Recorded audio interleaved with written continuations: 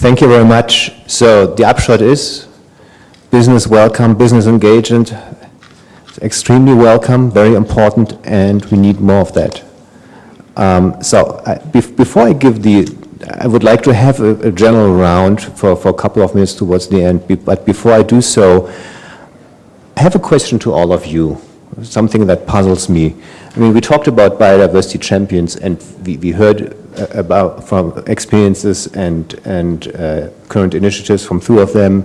We know that there are more in the audience, but we also know that the bulk of businesses are not biodiversity champions, because otherwise we wouldn't have biodiversity declined, isn't it?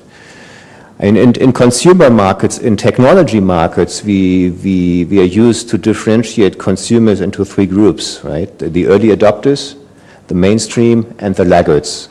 And I think you can do a similar thing, a similar classification in terms of businesses and biodiversity and environment initiatives more generally. There are the champions, biodiversity champions, then there's a mainstream, and then there are the ones that really don't see the point, because all what matters is the bottom line, isn't it?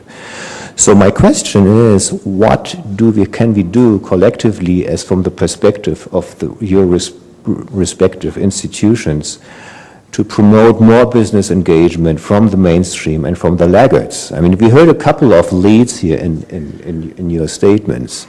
Awareness, communication about the economic case for biodiversity, promoting eco-innovation, incentives, or simply government regulation to level the playing field. Now, of course, the Solomonic answer to that is we need all of those. That's very clear. But I want to try to tease it out a bit more. So if I ask you, if you need to put that into a ranking, what would be the first place? What do you think? Where's the real bottleneck if you want to move ahead? You want to start? And be very brief, please. So I'm going to be brief. I'm going to repeat what I said in the first session. I think what is critical is consumer education. I think if you look at one of the big impacts on ecosystem is through food. One of the biggest impacts, I think, to be educating them. If you look at plantation companies, the Rainforest Alliance has sort of become a minimum norm. You have to meet those standards. And it imposes certain way of behavior on companies which are selling tea, coffee, all the beverages. I think that this is the shift which is coming. So I think we need similar groupings where we can establish a quick way to communicate to consumer what is a set of behaviors from companies which is protective of the biodiversity and the environment. I think if that can be labeled, that can be branded, consumers can easily recognize, they follow the principle. If we had this 5-star rating in appliance industry where there was a star rating given, consumers immediately understood. So the largest proportion of air conditioners and appliances sold in India now have 5-star rating or 4-star rating. People understand what it means. So I think we need to find a simple way of communicating it to consumers and not say consumers don't understand. It's our job to make that happen between business and government. The second is the role of finance. You know, this whole topic is about finance. The other big ticket impact happens in large infrastructure projects where there's dislocation of entire ecosystem itself, whether it be roads through forests or whether it be hydroelectric power plants or whether it be extractive industries. There I think we have the minimum principles of what it means to get financing done for these and ensuring those financing norms are followed. And they are taken as a minimum norm, not just because some people have signed up, but I think we need those Equator principles as the minimum principles which is adopted by every financing entity. So that bare minimum is, so if you say there is a need for multilateral cooperation and an agreement, these are two broad areas I would split. How do we fund large infrastructure projects, because that impacts the future 20-25 years. And the other one is about changing the behavior at the consumer level. Okay, that was very crisp.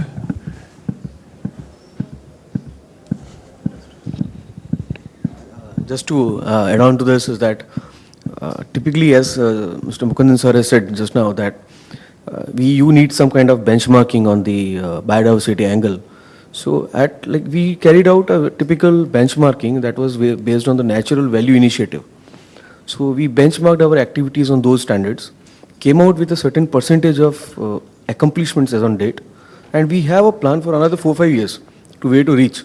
So that benchmarks us, our biodiversity initiatives to the activities what we are doing. So just to put on that, the thing is, again to come back to the statement of M. Pandey sir that the EIA studies which we have done 10 years back, we have the biodiversity management plans in place. And these biodiversity management plans are to be reviewed every 3 years so that we keep on engaging ourselves to improve the overall biodiversity index of that location. And that matrix helps us to understand the activities what we are doing. Thank you. Thanks. Yeah, it's happening. Yeah, we are doing that. Yeah, please. Look, I'd like to second Mr. Mukundan's point on financing. And in mature economies, you do see a lot of consciousness on financing on projects that they think are sustainable. And there is a selfish reason for that, because no lender wants his funding to get stuck in the future of a project that runs the risk of getting stayed. Hopefully that will come through here. But what drives there is the second point, which is consumer behavior. The shares held by the retailers who own shares in these financing companies are extremely conscious of where the funding is going, and therefore that drives the financer's behavior. I think the other point I'd like to add beyond consumer and beyond financer is an openness to move away from prescriptive nature of the regulator's role. Mr. Pandey here mentioned the EIA studies. I think there's an argument in this country whereby you go for your environmental or your forestry approvals at the tail end of a project. I think there's an argument to say, look, can you be a bit more preemptive, whereby you come in a year and a half earlier to the regulator and seek guidance and inputs from the regulator before you have done a lot of your work, which runs the risk of not getting that guidance and being thwarted. So in an economy that needs infrastructure and manufacturing to keep it going, it's better to be able to have a bit more collaborative approach with the regulator. So very briefly, 3 points. One is, for want of a better word, enlightenment in corporate leadership. At the board level, at the CEO level, enlightenment, because it's easier for them to see the long-term value of the organization that they're leading. And therefore, what effect it will have 15, 20 years from now if they continue in this particular way. That's one. Second is, I totally agree, the way human consumption behavior is currently, that needs to change. So, and that's the most difficult part of it. I mean, the example of whether you are investing in a particular product which is not essential versus how much investment is required for protecting biodiversity. I mean, even today, the linkage is very, very small. I mean, if you are talking about the value of the earth, the life on earth, and you're talking about, elements of $450 billion and that kind of, it's not a huge sum of money if you really take the entire quotient into account. So certainly changing customer behavior, and thirdly, as a derivative of that, this whole thing of certification. So let's say you'll use an average of say 250 products on a general, without making it very special today. Within those 250 products, at least 200 products should be certified. Certification, whether it's food, whether it's consumption, any other. Thank you. Hello. Yeah. On consumption, yes, this 20-80 has to change. 20% people consuming 80%. It has to change. I mean, otherwise we'll talk and talk and talk. So let's go 25, 75 gradually. Otherwise we are already pushed to the wall. So that has to be there. And platforms, I forgot to mention India Biodiversity Business Initiative that we have, and Mr. Mukundan heads that. It's owned by business, it's driven by business, it's sustained by business. And that's the platform, those kind of platforms I think will do a long, will go a long way in, bringing that gap. But, who creates consumers? Ultimately, businesses are creating consumers. There's this, what was that? Victoria Secrets, I think you've read. I think all of you should, I don't know, this Corporations 2020 by one of our friends, Pawan Sukhdev. I think all CEOs must read that book. Otherwise, it starts with 20 billion, the compensation that BP, British Petroleum, had to pay for the Mexican Gulf, cut-paste EIA report, The report talked about a species which is found in Arctic, in Mexican Gulf. It talked about a person who was already dead, that he will give expert advice to the company in case of any eventuality. And in Mexican Gulf, and $20 billion. I think this must be the most hefty court pronouncement on damage to environment. So I think, this is of course the one-off bad case. So that is where I think the IBBI kind of platforms would go a long way. So congratulations to CII for that.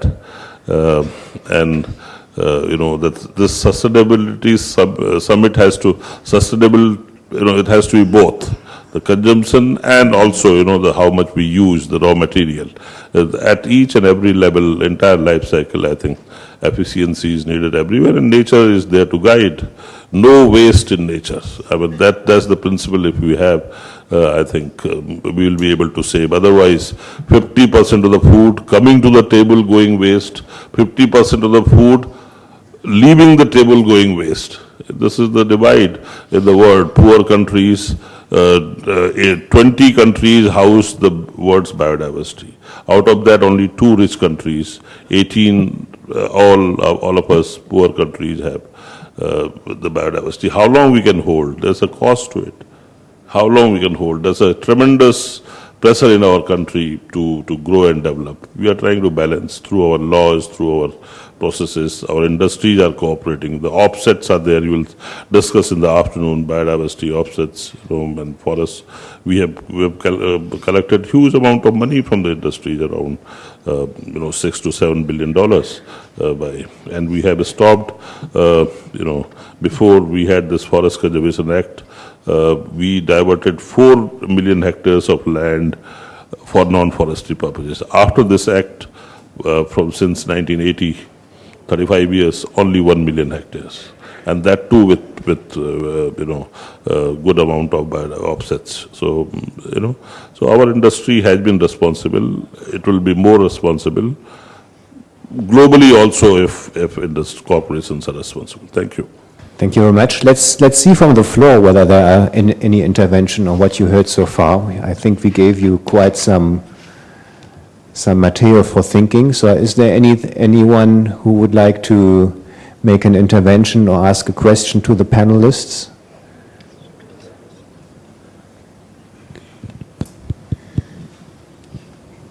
Yes, good morning. My name's Nick Hanley. I'm from the European Commission. I was speaking yesterday. I'd like to very much encourage the comment made by the gentleman on the right here, who was saying that a good EIA should be starting way back, because my experience, and I've dealt with many EIAs and argue very strongly, very often about poor EIAs, where the EIAs seem to be a hurdle you have to get beyond, not an integral part of the decision-making process. So I think if business is genuinely interested in looking at environmental impacts and how to overcome them, you should be looking 18 months ahead, and you should be selecting your project on the EIA, not seeing the EIA as a nuisance that you use politicians to get over. We come under huge pressure very frequently to be giving exemptions from EIAs because they're holding up development. And I see Mr. Pandey is nodding his head. I'm sure he's felt the same thing. Compensation is important, can be useful, but I'm a Catholic, and sometimes I look at compensation a bit like going to confession. You go in, you say what you've done wrong, you pay the price, and you go and sin again. So let's not put too much faith in compensation as the whole answer. There isn't one whole answer, but let's, I think, and Ravi was saying very strongly, let's be careful not to put this too much in pounds, shillings, and pence, rupees, or whatever you're counting in.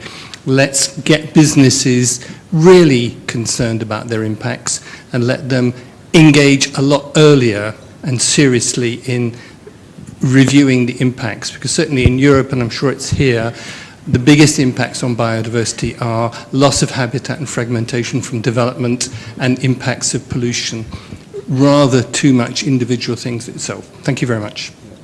Do you want to react? You're fine, yeah. Okay, there's one gentleman over there.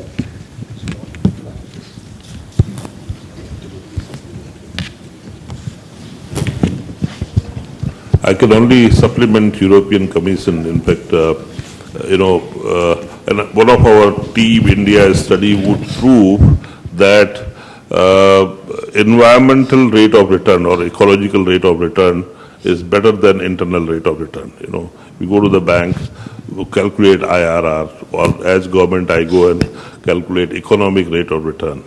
Time has come when environmental rate of return, and you should start with that. And one of, I think very soon we'll bring out that, as we proved in Chilika or Loktak, our studies will prove that environmental rate of return in long term is much better than IRR.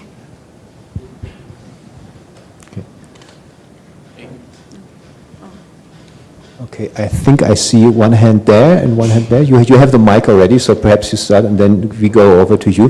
Perhaps let's hear you both together, and then we can see that whether we get some reaction from the panel, because we need to move to closure too. Bhavna Prasad from WWF India. This is a question to Mr. Mukundan regarding the reference to Equator principles and that financial sector should be adopting it in India. I think it's very important for companies like yourselves, which is when I'm thinking about companies, I'm talking about Tata Chemicals, to be having that conversation with financial institutions, because they don't necessarily see the rationale for it. There's today only one financial institutions that have signed up to it, and until companies like yourselves are actually able to influence the finance sector, I don't think that it's going to move. We've tried a whole host of different options, and they don't necessarily see the reference. They feel that it's the Ministry of Environment, Forests that should really be ensuring that the regulations ensure all of these aspects, environmental and social risks. So I would really urge the business community at large to be able to influence the finance sector. Okay. Hi, I'm Monica from ACC Limited. So here we are talking about the economic benefits of the biodiversity. That means we are converting all the benefits into the monetary terms so that businesses can understand it better. Now, having that said, how is the idea of having a financial mechanism, like some kind of incentive or the rebate for those businesses who are doing better for the biodiversity conservation? So like Mr. Mukundan said about two types of businesses who are, like one is who are directly dependent on the biodiversity and ecosystem services, and another one who are not directly dependent. So probably this kind of financial mechanism or incentive mechanism can motivate the other type of businesses to do better for the biodiversity conservation. So I want to have the panel's comment on this. Thank you. And in fact, I think the two questions are somewhat related, because, I mean, you pointed to the limitations in applying the Equator principles. Why are they not applied? Well, because perhaps the incentives aren't there. So let's have a quick last round on the role of incentives. Who would like to take the floor? I think you were, one of the questions went directly to you, so. Yes. What I want to say is that I fully agree with what has been said, that we should be pushing in the direction of these principles gaining entry and gaining momentum. And I think for that, the engagement is not just it's not an engagement within the government or engagement between business and government. I think a lot of this push also needs to come from multilateral agencies, also from non-governmental actors and civic society in general, that I think this is something which we need to do. If we have an issue with a set of principles which need to be modified and codified, I can just say, for example, when we had this, the green building issue, we also have had Indian norm called Griha norms. So we can develop our equivalent of the Equator principle, which can then be accepted so that it is more palatable to and more acceptable to the public sector banks and public funding institutions. But I think we must make progress, and I can only agree with what has been said. As far as the incentives are concerned, it's a very complex issue, and I don't want to go there. But if you ask me, in general, I would like to avoid subsidy and incentives and move the push through the consumer movement. Move the push through, because if you can explain the benefit, cost benefit to people, which is really what Dr. M. Pandey has highlighted, that environment rate of return or natural capital accounting, if companies start to do in their own home, and we are not talking about all companies, we should say maybe the first top 1,000 companies in India, listed and unlisted, because that is available with registrar of companies. If they start doing it, it will have a huge shift in impact in terms of the way their thinking happens, and that should become a boardroom agenda. And I really second what Mr. Ravi Singh has said, that these conversations have to happen in the boardroom, not with the operating teams, who anyway are converted. I think then the decisions will be far better. So I can only agree with both comments.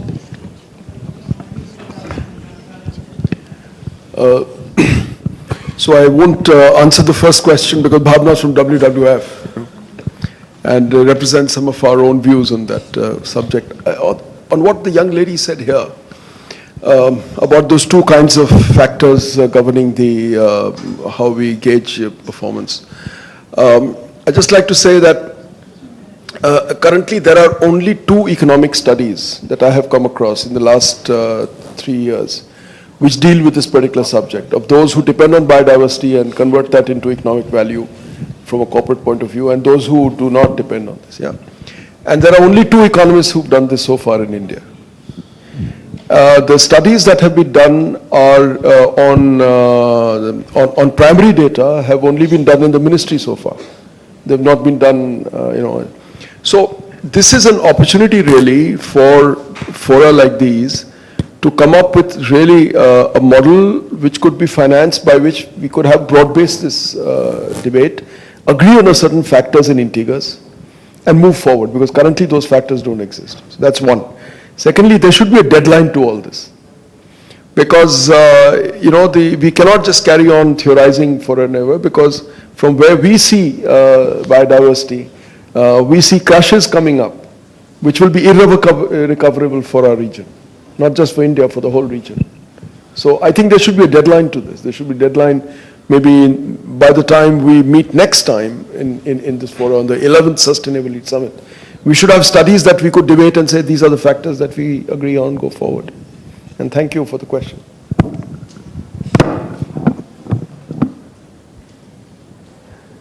Very good. I think we come to the end. Let me perhaps try to make a quick and rather kind of bird's eye summary. I think there is general agreement in the room that the biodiversity benefits are manifold and they are significant. And we heard a couple of examples working through this concept of ecosystem services. That's perhaps not so surprising given that particular audience here.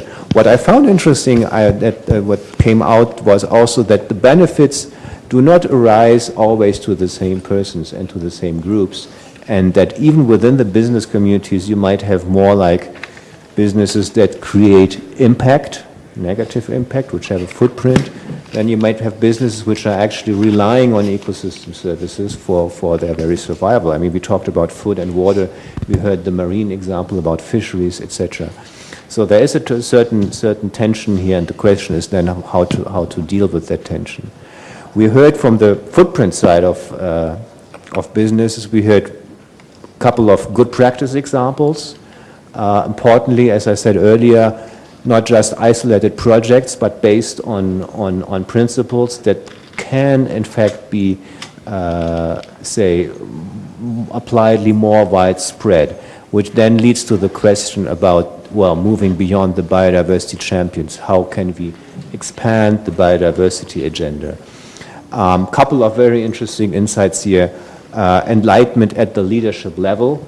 Obviously, yes, the sustainability staff in the company, he or she will exactly know what's talking about, but the important issue is to get the message across and get concrete action implemented from the leadership level. Then in terms of how to bring that change, I hear a lot of messaging with regard to the consumer themselves, changing consumer patterns, educate consumers, and that's true because businesses, in fact, in the end, they react to consumer demand, although, yes, to some extent, businesses are actually creating consumers. That's very right too. Now, in terms of principles, seeing principles applied more largely, leveling the playing field. There is perhaps a role for the regulator, but what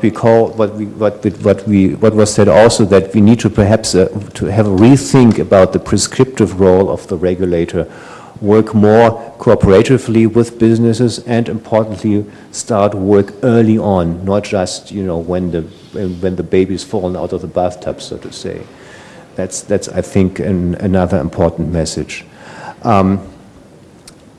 Let's conclude for that time, for the time being, a break for lunch. As I said, we are going to have a workshop in the afternoon looking in the more specifics, biodiversity financing mechanisms, offsets. We'll have another opportunity to come back to offsets, green bonds, etc., other financing mechanisms for business. Thank you very much. Thank you very much for your patience and for your input.